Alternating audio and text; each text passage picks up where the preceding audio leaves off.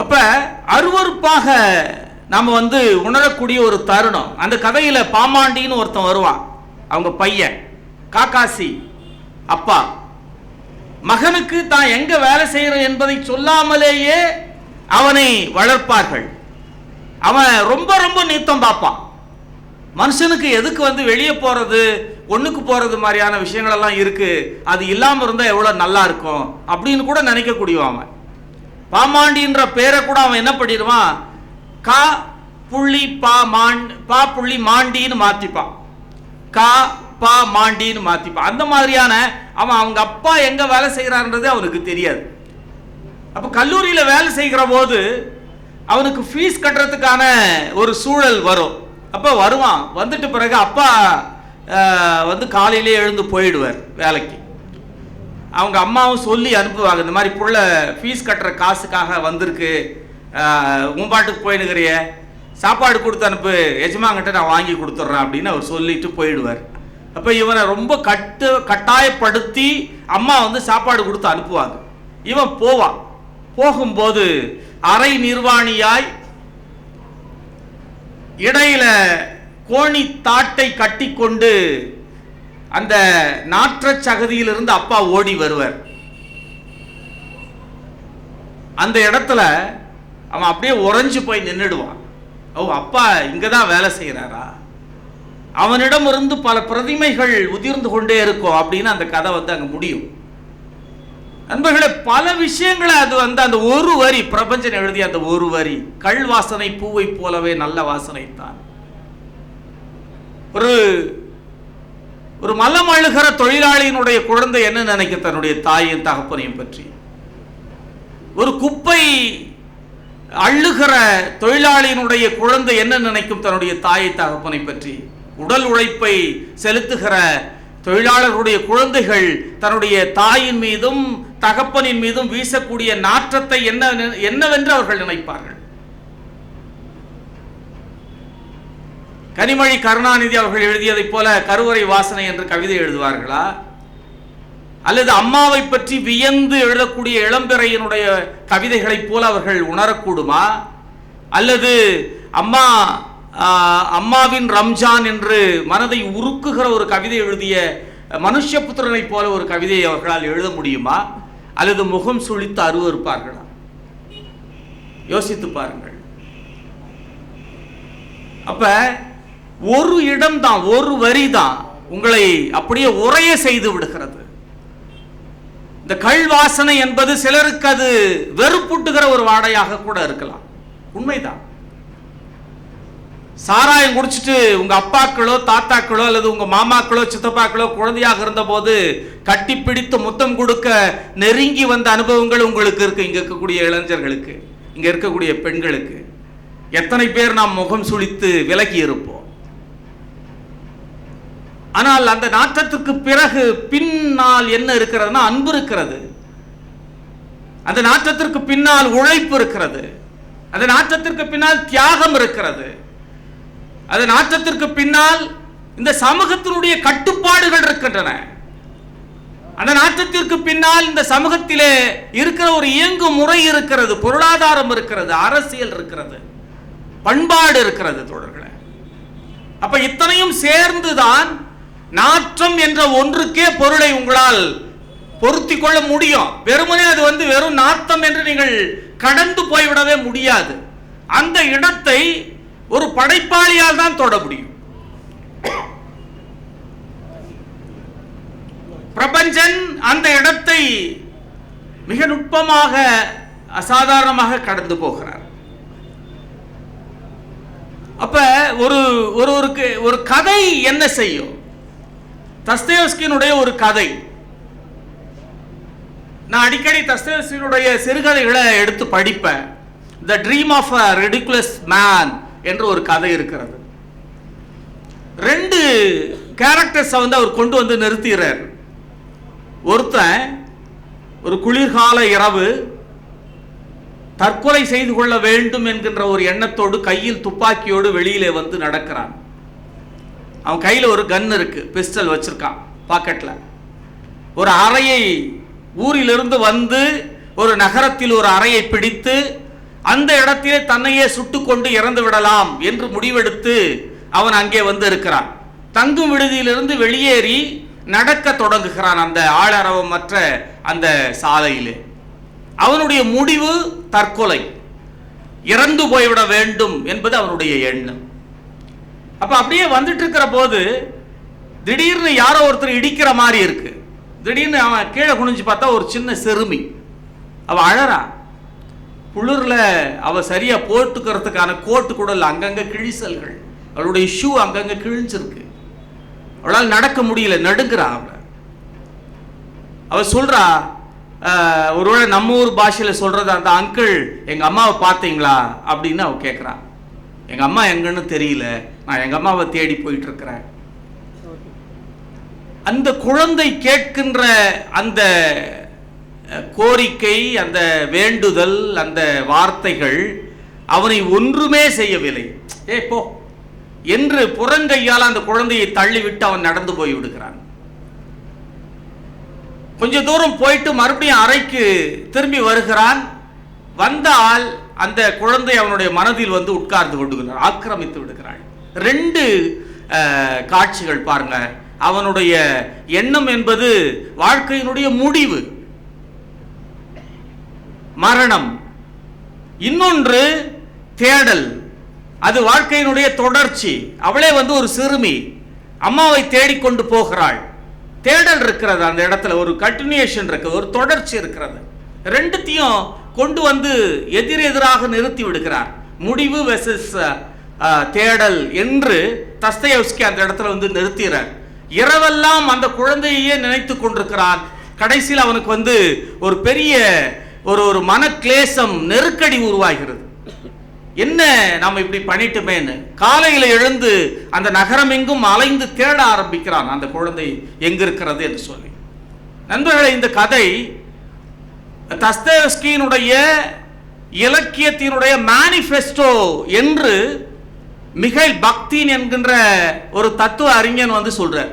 தஸ்தயேவ்ஸ்கியினுடைய எந்த கதையை நீங்க எடுத்து பார்த்தாலுமே சரி, 2 எதிர்மைகள் இருக்கும். அன்புக்கும் குரூரத்திற்குமான, அன்பிற்கும் வெறுப்புக்குமான, அன்பிற்கும் கொடூரத்திற்குமான 2 எதிர்மைகளை அவர் காட்டிக்கொண்டே இருக்கிறார். அதிலிருந்து தான் மனிதன்.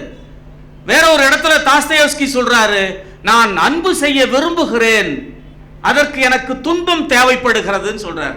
இப்படி யாராவது சொல்ல முடியுமா? துன்பம் இருந்தால் என்னால் அன்பு செய்ய முடியாது அப்படின்னு நீங்க சொன்னீங்கன்னா அது வந்து ஏமாற்று வேலை. ஏமாற்று வேலை, உண்மையிலே ஏமாற்று வேலை தான். கலீல் கிப்ரான் ஒரு இடத்துல சொல்லுவா, இன்பங்கள் என்பவை முகத்திரை களையப்பட்ட துன்பங்கள்னு சொல்லுவா ஒரு இடத்துல. நீங்கள் அருந்துகின்ற பழரசம் இருக்கிற கோப்பை என்பது தீயினால் சுடப்பட்டது அப்படின்னு சொல்றாங்க. நீங்கள் வாசிக்கிற ஒரு குழல் வெட்டப்பட்டது கத்தியினால் அப்படின்னு சொல்றான். அப்ப 2மே எதிர்மைகள் தான், ஒன்றிலிருந்து ஒன்றை நீங்கள் பிரிக்க முடியாது. அப்ப தஸ்தயேவ்ஸ்கி சொல்றான், நான் எவ்வளவு துன்பப்படுகிறேனோ அந்த அளவிற்கு அதிகமாக என்னால் நான் அன்பு செய்ய முடியும்னு சொல்றாங்க. அப்ப இதுதான் ஆகச்சிறந்த மானுட பண்பு என்று நான் நினைக்கிறேன், மானுட மேன்மை என்று நான் நினைக்கிறேன். இதை ஒரு படைப்பாளி மிக நுட்பமாக சுட்டி காட்டுகிறார் தன்னுடைய படைப்புகளிலே. நண்பர்களே, சமூகத்தின் மீதான ஒரு கோபத்தை கூட படைப்புகள் உருவாக்குகின்றன என்று நான் ஏற்கனவே சொன்னேன். புதுமைப்பித்தனுடைய ஒரு கதை. இந்த தருணத்திலே நான் அந்த கதையை தமிழ்நாட்டிற்கு, தமிழ்நாட்டு மக்களுக்கு, தமிழ்நாட்டு அரசுக்கு, இந்தியாவிற்கே சேர்த்து நான் டெடிகேட் பண்ண விரும்புகிறேன். தனி ஒருவனுக்கு என்று ஒரு கதை இருக்கிறது. தயவு செய்து நீங்க போய் புதுமைப்பித்தனுடைய டோட்டல் கலெக்ஷன் இருந்தா அவங்க கிட்ட படிச்சு பாருங்க. 1934 எழுதப்பட்ட கதை. ஆனா இன்றைக்கு என்ன நடக்கிறதோ அதை புதுமைப்பித்தன் அன்றைக்கு எழுதியிருக்கிறார். என்னை கேட்டால் தமிழினுடைய ஆகச்சிறந்த மாஸ்டர் அப்படின்னு சொன்னா நான் புதுமைப்பித்தனை தான் சொல்லுவேன்.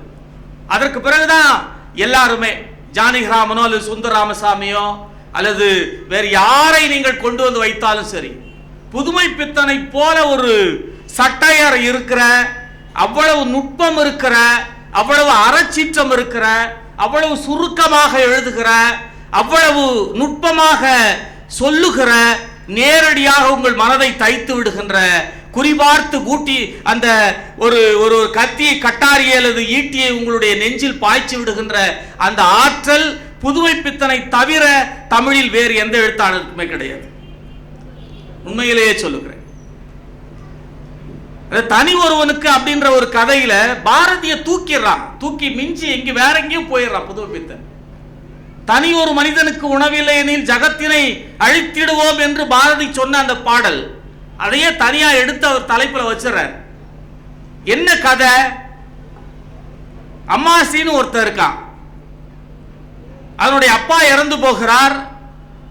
அவன் மிக மிக எளிய ஒடுக்கப்பட்ட சமூகத்திலே பிறந்த ஒருவன்.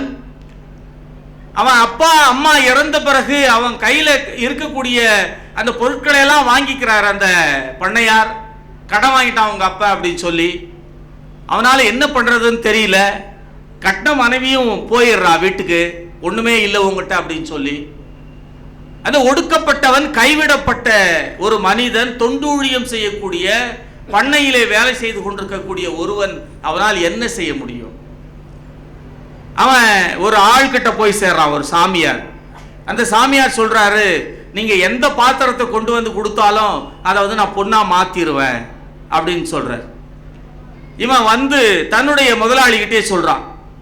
உடனே அவர் ஊருக்கு வெளியே ஒரு மண்டபத்தில் தங்கியிருக்கார். அங்க பண்ணையார் வீட்டில் இருக்கக்கூடிய பாத்திரங்கள் எல்லாம் மண்டபத்தினுடைய அந்த கூடத்துக்கு போயிருது. அதுக்கிடையில இது விஷயம் தெரிஞ்சிருது. இவன் தான் அந்த அம்மாசி தவறாக சொல்லி ஒரு கூட்டு களவாணித்தனம் செய்வதற்காக அவரை அழைத்து வந்திருக்கார் போலீஸ் சாமியார் அப்படின்னு சொல்லி. இவரை நைய புடைத்து விடுகிறார்கள். அங்கிருந்து ஊரை விட்டு ஓடுறான் அம்மாசி, துரத்தப்படுகிறான். சாமியாராக அந்த ஊருக்கு திரும்புறான். அம்மாசி ஒரு சாமியாராக மாறிவிடுகிறான். பரதேசியார், அம்மாசி பரதேசியார். ஒரு இடத்துல தங்கி இருக்கிறார். இது சாமியார்கள் நிறைந்த ஒரு நகரம். உங்களுக்கு அவர்களுக்கு என்னென்ன கிடைக்கிறது என்பது உங்களுக்கு தெரியும். காவி உடை அணிந்தால் கிடைக்கிற மரியாதையே வேறு. அவர்கள் பேசினாலும் சரி, பேசாவிட்டாலும் சரி, சைகை செய்தால் அதற்கு ஒரு அர்த்தம், அவர்கள் ஏதாவது ஒன்றை சொன்னால் அதற்கு ஒரு மொழிபெயர்ப்பு, எல்லாமே நடக்கத்தான் செய்கிறது. தட்டு தடுமாறி சில தத்துவங்களையும் உளர ஆரம்பிக்கிறான் அம்மாசி. ஒரு நாள் திடீர்னு யார் அம்மாசின்றது உண்மையை தெரிஞ்சிருது. அந்த ஊர்ல அவனை அடிச்சு துவைச்சிடுறாங்க.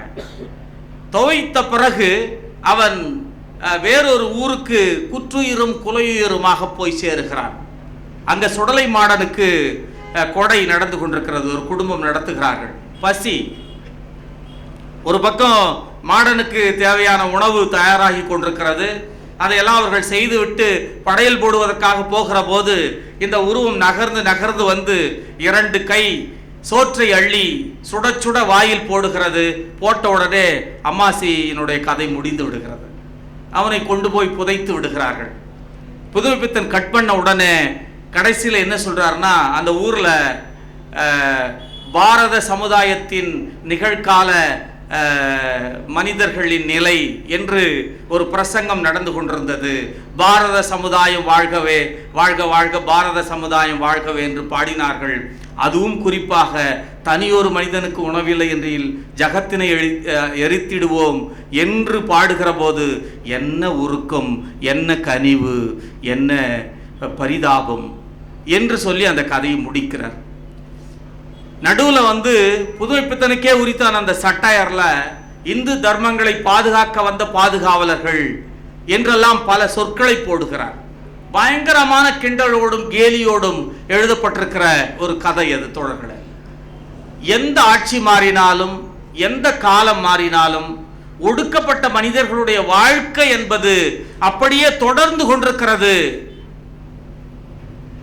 குற்றத்தை அவனே ஏற்றுக்கொள்ள வேண்டும். அவன் செய்தான் என்று அவனே ஏற்றுக்கொள்ள வேண்டும். அவனே தண்ணீரிலே ஒன்றை கலந்து விட்டு அவனே அதை குடித்து விட்டான். அவனே கத்தியை எடுத்து அவனை குத்தி கொண்டான். அவனே அவனுடைய சாதியின் பெயரை சொல்லி அவனே தன்னை திட்டிக் கொண்டான். என்ன சூழல் மாறி இருக்கிறது? ஒரு படைப்பாளியினுடைய பார்வை என்பது 34 எழுதப்பட்ட ஒரு கதை, 2025 பேசிக் கொண்டிருக்கிறோம். ஒரு எழுத்தும் மாறவில்லை, ஒரு லிபியும் மாறவில்லை. இப்ப புதுப்பித்தனுடைய ஆவி நிச்சயமாக ஆன்மா சாந்தி அடைந்திருக்காது என்றுதான் நான் நினைக்கிறேன். அந்த அளவிற்கு மிக நுட்பமான ஒரு கதையை அவர் எழுதியிருக்கிறார். நண்பர்களை, இப்படி பல செய்திகளை சொல்லிக் கொண்டு போகலாம். எம்டிவை பற்றி சொன்னாங்க, எம்டி வாசுதேவன் நாயர். நான் அவருடைய கதைகளை படித்தது முதல்ல காலம் என்ற ஒரு நாவல் தான் நான் படித்தேன். அப்போ கல்லூரி காலம். அதில் ஒரு இளம் பிராயத்தில் என்னுடைய காதலை பற்றி சொல்லப்பட்ட ஒரு நாவல் அது. அவர் தன்னுடைய பேட்டியில் ஒரு இடத்துல ரொம்ப அற்புதமாக சொல்றார். அதாவது கதை என்பது என்ன? நிறைய கற்பனையும் ஓர் இழை நிஜமும் இழை பிரித்து அறிய முடியாதபடி பின்னி பிணைந்த அற்புத உலகம் இல்லையா கதையும் காவியமும் என்று சொல்லுகிறார். அப்ப நிறைய நிஜம், ஆனால் கற்பனையான ஒரு இழை. ஆனா ரெண்டுத்தையுமே நீங்க பிரிக்கவே முடியாது. எப்படி தாஸ்தயேவ்ஸ்கியினுடைய கதையில நான் 2 எதிர்மைகளை அவர் வைக்கிறார் என்று சொன்னேனோ அப்படி அந்த இழை என்பது ஒரு வகையில் பிரபஞ்சனுடைய கதையில் வரக்கூடிய வேட்டியில் இருக்கிற ஜரிகையை போல மாறுகிறது. அதை நீங்கள் பிரித்து விட்டால், அந்த கற்பனை இழையை பிரித்து விட்டால் அதனுடைய அழகு போய்விடும். அந்த அளவிற்கு நுட்பமான ஒன்று. நிர்மால்யம் என்கின்ற ஒரு படத்திற்கு அவர் நிறைய படங்களுக்கு திரைக்கதை எழுதியவர், இயக்கியவர். இந்த நிர்மால்யம் ஒரு ஒரு கிராமத்து கோயில்ல சாமி ஆடக்கூடிய ஒரு மனிதனுடைய வாழ்க்கை பற்றியது. கொடை நடக்கிற அல்லது திருவிழா நடக்கிற ஒரு நாள் அவனுக்கு எல்லாமே நடக்கும்.